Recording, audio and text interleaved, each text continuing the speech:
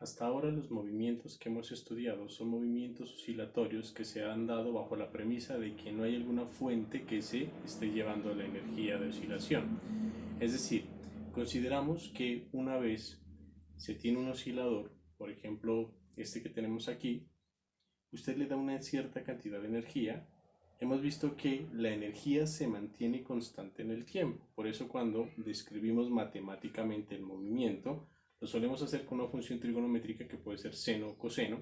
Siempre hemos trabajado con la función seno y cuando analizamos en una gráfica de posición versus tiempo, vemos que siempre la amplitud se mantiene estable.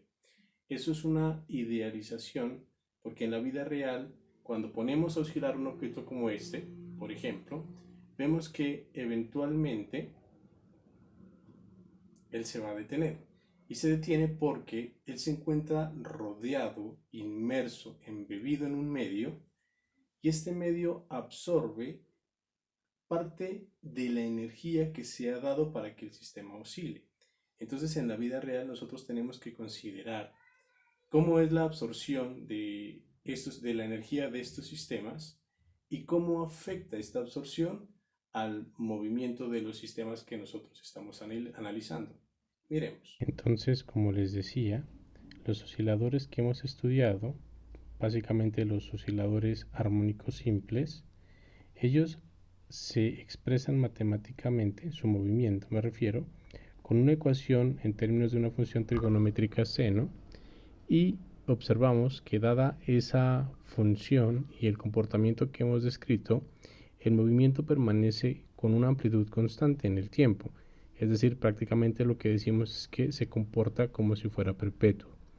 Si nosotros vamos a la lógica y pensamos en cualquier oscilador, puede ser un péndulo, por ejemplo, o un sistema masa-resorte en el que solo tengamos el resorte y la masa y evidentemente el soporte, el sistema mantendrá oscilando indefinidamente sin que se detuviese su movimiento, pero sabemos que en la vida real eso no ocurre.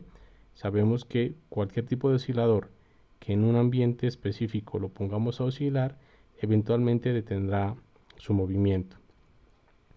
Considere, por ejemplo, esta situación en la que nuestro sistema masa-resorte lo estamos metiendo, la masa particularmente, que es la que nos interesa como oscilador, dentro de un fluido.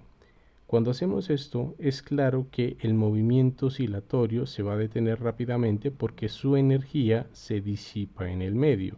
Y eso es lo que nosotros tenemos que considerar ahora. Por ejemplo, mire la siguiente situación. Aquí tenemos una imagen de un movimiento oscilatorio que describe matemáticamente el comportamiento de un sistema como el que tenemos en la izquierda. Es decir, se parte de que hay una amplitud máxima, tal como tenemos acá, pero esa es una amplitud máxima inicial, es decir, esa amplitud a medida que el tiempo transcurre va decreciendo gradualmente, y esto es porque la energía se va disipando, porque si nosotros recordamos que cuando mirábamos la energía del movimiento oscilatorio, esta energía era directamente proporcional a la amplitud de oscilación. Como la energía permanece constante, la amplitud del movimiento, que es proporcional a esa energía, siempre permaneció constante. Pero en un sistema como estos, como esa energía no permanece constante, no porque se esté violando la primera ley de la termodinámica, o sea, la energía no va a desaparecer, sino que se transforma, en este caso se disipa en el medio. Entonces, la amplitud de oscilación, que era proporcional a la energía que está siendo disipada, pues tiene que ir disminuyendo, porque pues precisamente esto es un manifiesto de la ley de conservación de la energía y del hecho de que en este caso pues se está transformando a otra forma. En este caso pues se disipa generando energía para las moléculas del fluido, lo que hace al final de cuentas entonces que la energía que se tenía para la oscilación pues ahora se ve disipado, repartida en el medio, y pues lo que tenemos al final de cuentas es una disminución gradual del movimiento. Cuando trabajamos matemáticamente el problema de la inclusión del amortiguamiento en estos sistemas, pues tenemos que recurrir a la experiencia, y esta nos dice que la fuerza de fricción existente en un fluido con un objeto que se quiera mover a través de él es proporcional a la velocidad con la que el objeto se está moviendo y está expresada por medio de esta relación, menos una constante multiplicada por la velocidad del movimiento del objeto a través del fluido, donde este término lambda está relacionado con el amortiguamiento debido al fluido. Este realmente termina dependiendo de las características geométricas del objeto que se está moviendo a través del fluido y de las propias características del fluido. Voy a dejar un enlace precisamente hacia un video en el que hablo sobre la fricción en los fluidos para hacer un poco más de aclaración respecto a esta constante. Si nosotros entonces introducimos esto en las ecuaciones de movimiento, tendríamos lo siguiente. Sabemos por un lado que la fuerza debida al resorte, o más bien al estiramiento del resorte, corresponde a la ley de Hooke, que está dada por menos K por X. Es la fuerza que hemos trabajado siempre desde que comenzamos a tratar el movimiento armónico simple. Pero ahora debemos considerar en nuestra ecuación el hecho de que existe el amortiguamiento, que es lambda por B, y también debemos recordar que la sumatoria de todas las fuerzas, según la segunda ley de Newton, debe ser igual a la masa por la aceleración. Entonces, si recordamos que la aceleración, por un lado, viene siendo igual a la derivada segunda de la posición con respecto al tiempo, y que la velocidad es la primera derivada de la posición con respecto al tiempo, entonces, haciendo el reemplazo respectivo en la ecuación de estas dos cantidades y reordenando términos, tendríamos lo siguiente, que la masa por la derivada segunda de la posición con respecto al tiempo más lambda por la derivada de la posición con respecto al tiempo más K por X es igual a 0. Si usted observa esta ecuación, mire que es una ecuación diferencial de segundo orden homogénea en X.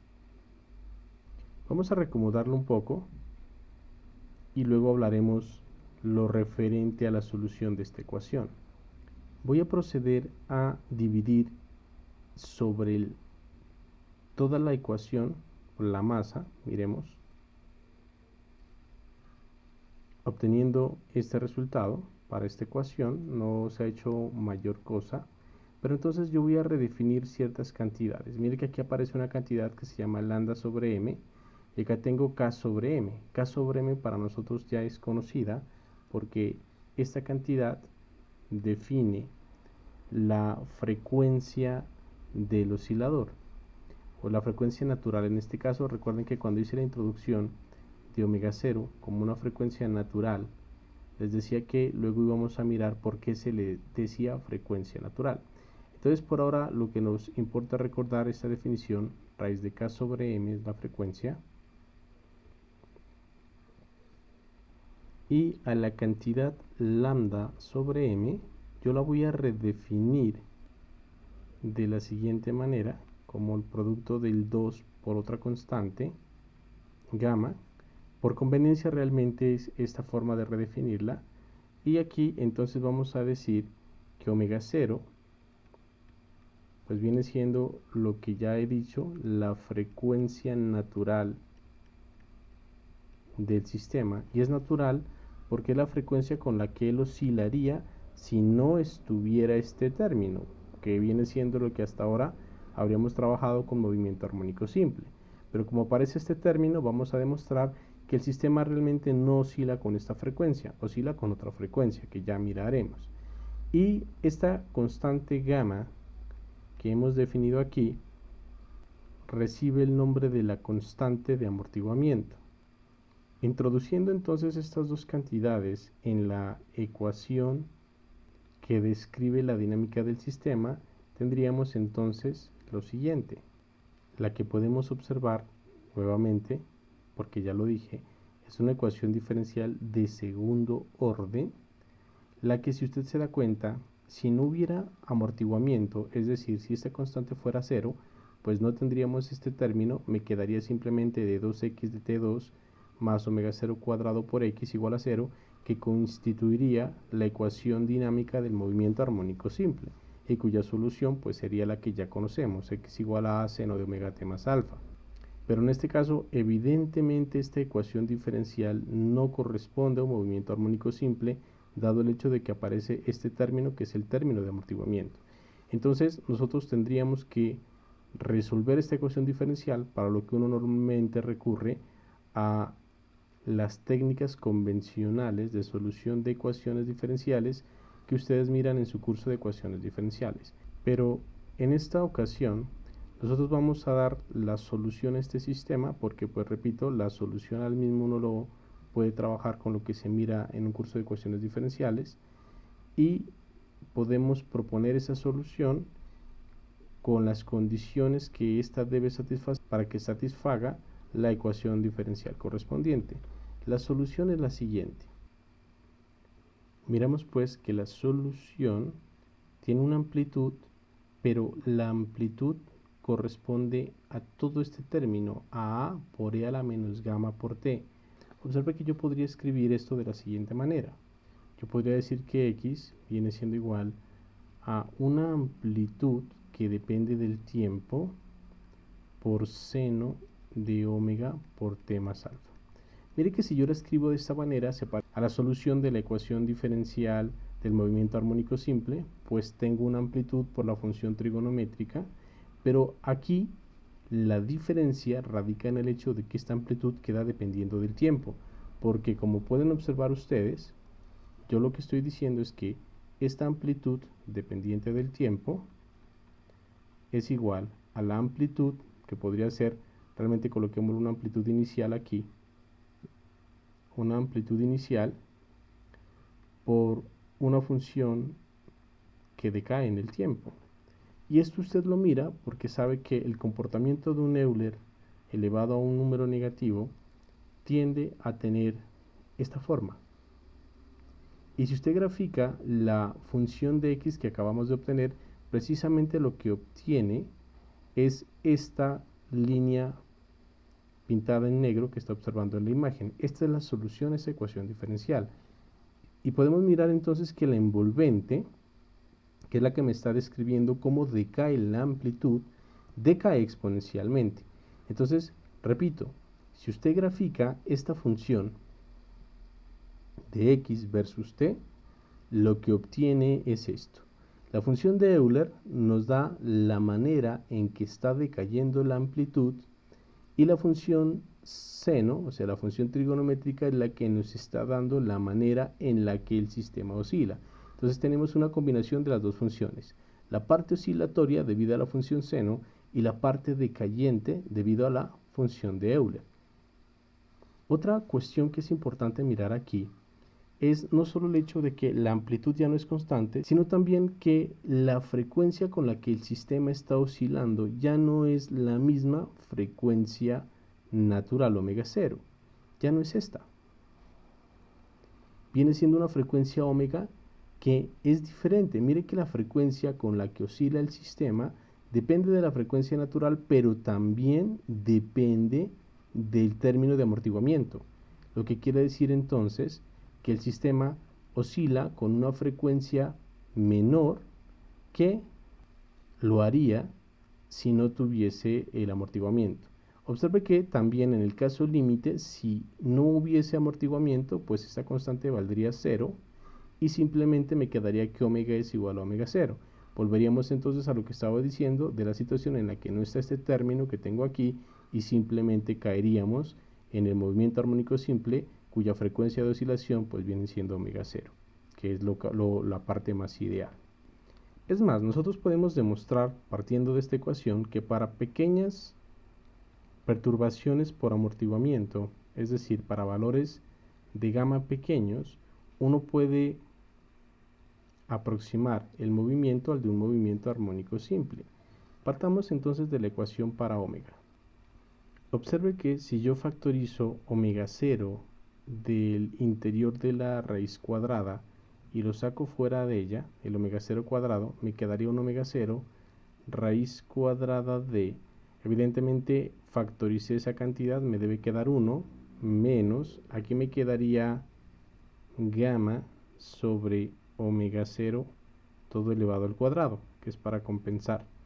Entonces, vemos que si gamma es una cantidad pequeña comparada con omega 0, entonces este término puede despreciarse respecto al primero, y a pesar de que podría existir amortiguamiento, este es muy pequeño y el sistema podría comportarse como un movimiento armónico simple. Ese se observa, por ejemplo, cuando tenemos el caso de pequeñas amplitudes, como lo mirábamos para el péndulo simple, haciendo que para ángulos muy pequeños, entonces el sistema podía describirse como un movimiento armónico simple. Por lo tanto, y en resumen, lo que podemos decir es que el efecto del amortiguamiento es disminuir la amplitud del movimiento y la frecuencia del mismo. Una pregunta interesante que podemos hacernos aquí sería: ¿qué sucede si gamma llega a ser mayor que la frecuencia natural de oscilación? Observe que en esta situación, pues es evidente que al ser este mayor que este en una resta, implicaría que el argumento de la raíz cuadrada sería negativo, y por ende la raíz cuadrada del número negativo pues nos va a dar un número imaginario, lo que implicaría una frecuencia imaginaria, lo que no tendría sentido.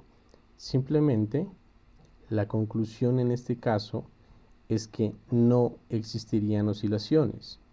Entonces el objeto se aproximaría rápidamente a su posición de equilibrio y la energía se disiparía, o sea, se perdería por el medio que lo rodea casi que inmediatamente.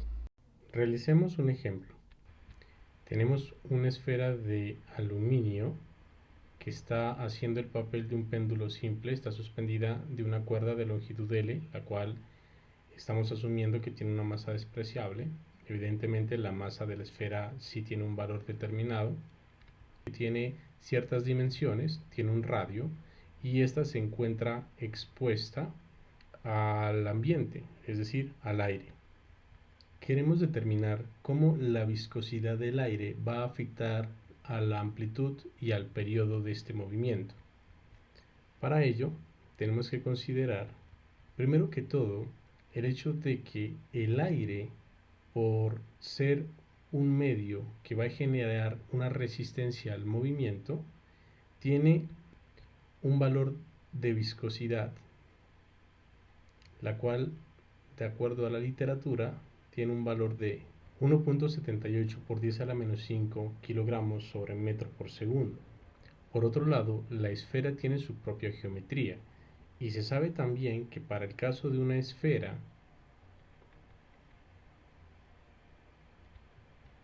la constante K, que hace parte de la constante de amortiguamiento del sistema esfera-aire, tiene una fórmula que es igual a 6pi por r, porque recordemos que cuando nosotros hablamos de la fricción en un fluido, esta fuerza de fricción es igual a menos esa constante K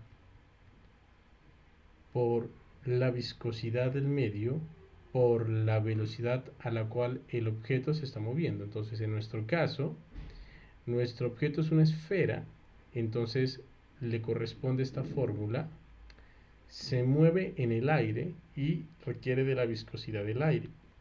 Para una mayor referencia pueden hacerle clic en el enlace correspondiente al video en el que se habla acerca de la fuerza de fricción en fluidos. Por otro lado, otro dato importante que debemos tener es el hecho de que esta es una esfera de aluminio. Entonces, para el caso del aluminio tenemos que su densidad tiene un valor de 2.7 gramos por centímetro cúbico. Uniendo estas relaciones, tendríamos entonces que la fuerza de fricción para el caso de una esfera moviéndose a través del aire tendría la expresión menos 6pi por eta por el radio de la esfera por la velocidad a la cual ella se mueve. Volvamos entonces al esquema que estamos estudiando aquí y consideremos en el movimiento que la esfera realiza, que es un movimiento oscilatorio, las fuerzas que están afectando a la misma. Por un lado tenemos el peso, el que siempre apunta hacia abajo, y por otro lado tenemos la tensión en la cuerda, que estaría apuntando de forma radial a la misma. Observe que si yo proyecto la cuerda para poder mirar el ángulo que aparece aquí, es evidente que este ángulo es el mismo θ que tengo acá, y entonces yo quiero conocer las proyecciones del peso que irían a lo largo de esta línea y de la línea tangente a la trayectoria. Las que deben ser estas, dado que este lado es un cateto opuesto y este lado es un cateto adyacente, y el cateto opuesto pues corresponde a este mismo lado que tenemos aquí. Luego, si miramos las fuerzas que están actuando sobre nuestra masa, pues primero que todo hay que tener presente que esta componente W coseno de θ debe ser igual y opuesta a la tensión que tenemos por este otro lado, porque la esfera sigue esta trayectoria, no va a estar oscilando aquí y al mismo tiempo moviéndose. Eso sería, si de pronto hubiese una elasticidad en la cuerda, lo que complicaría enormemente el problema. Aquí no estamos considerando eso. Recuerde que consideramos como si la cuerda fuera en principio inelástica, entonces el movimiento solamente es a través del arco de circunferencia que tenemos aquí. Luego entonces, si estas dos fuerzas se anulan mutuamente, solo tendríamos esta fuerza y la fuerza debida a la fricción con el aire, quedándonos entonces que menos mg, que es el peso por el seno del ángulo, menos la fuerza de fricción, debe ser igual a la masa por la aceleración de acuerdo a la segunda ley de Newton. Este signo menos viene del hecho de que si nosotros asumimos que la dirección del movimiento hacia arriba debe ser positiva aquí, esta fuerza está apuntando en dirección contraria, es decir, hacia abajo. Entonces, ahora hay que reescribir esta ecuación en términos de una sola variable, que lo convencional en este caso es escribir todo en términos del ángulo θ. Por un lado, vamos a asumir oscilaciones pequeñas, de tal manera que podamos decir que seno de θ aproximadamente es igual a θ para oscilaciones pequeñas, es decir, oscilaciones que no superen los 10 grados, lo que en radianes implica un valor de ángulo menor a la unidad. Y por el otro lado hay que recordar que si el péndulo está siguiendo un segmento de circunferencia S, hay que tener presente que S viene siendo igual a la longitud por el ángulo, de acuerdo a la geometría, o sea que tendríamos S igual a L por θ, lo que implicaría que la velocidad, que es la derivada de S con respecto al tiempo, sería L por dθ dt, ya que L permanece constante. Asimismo, de aquí sería claro que entonces la aceleración sería L por d2θ dt2. Reemplazando todo esto en nuestra fórmula tenemos lo siguiente, en donde usted puede constatar que se ha hecho el reemplazo respectivo de cada uno de los términos de los que hemos estado hablando. Voy a proceder ahora a dividir toda la ecuación sobre m por L para que la fórmula nos quede reescrita de la siguiente manera. La que vemos corresponde a la ecuación diferencial de un oscilador amortiguado. Comparémosla con la ecuación que conocemos y que debe ser nuestra referencia. Por comparación, miramos que omega 0 al cuadrado es igual a g sobre L y que 2 veces gamma debe ser igual a todo este parámetro que tenemos aquí. Escribamos eso. Por un lado tenemos que omega 0, la frecuencia natural de oscilación, va a ser igual a la raíz cuadrada de g sobre L, y por el otro el hecho de que 2 veces gamma debe ser igual a 6pi por eta por r sobre m, ecuación de la que si despejamos gamma tenemos que es igual a 3pi eta r sobre m. Por otro lado, teniendo presente que la densidad de la esfera debe ser igual a su masa sobre su volumen, que es 4/3 de pi por r al cubo, es claro que la masa debe ser igual a 4/3 de pi por R al cubo por la densidad. Reemplacemos este valor de masa en nuestra ecuación, porque recuerden que no nos han dado una masa, nos dieron es la densidad porque sabemos que es aluminio. Entonces, haciendo el reemplazo, tenemos finalmente para nuestra constante de amortiguamiento, que es igual a 9 veces zeta sobre 4r cuadrado por rho. Como todos estos datos los conocemos, recuerde que el problema de entrada nos dio todos los valores, aquí los tenemos escritos. Usted puede fácilmente comprobar, al hacer el cálculo respectivo, que el valor de la constante de amortiguamiento para este sistema que estamos analizando es de 6.43 por 10 a la menos 4 segundos a la menos 1. Por otro lado, nos resta entonces es determinar cuál será la frecuencia con la que va a estar oscilando este sistema. Recuerde que miramos en la parte teórica que la frecuencia con la que oscila no es la frecuencia natural de oscilación. El sistema oscila con una frecuencia diferente que depende de la constante de amortiguamiento y que, de acuerdo a lo que vimos, queda expresada por la ecuación 3.13 radianes por segundo, que si usted lo compara con omega 0, que viene siendo igual a la raíz cuadrada de 9.8, eso está en metros por segundo al cuadrado, sobre la longitud que era 1 metro, eso va a dar en radianes por segundo, pues le queda igual a 3.13 radianes por segundo.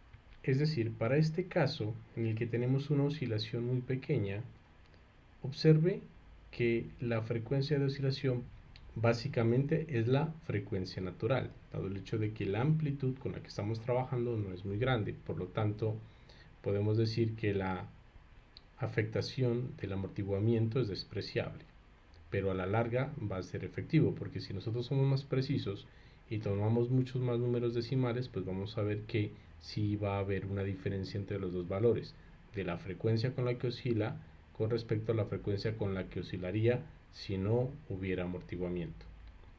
Por lo tanto, podemos decir que la viscosidad del aire prácticamente no afecta a la frecuencia, que es lo mismo decir el periodo del péndulo con el que se trabaja en esta situación.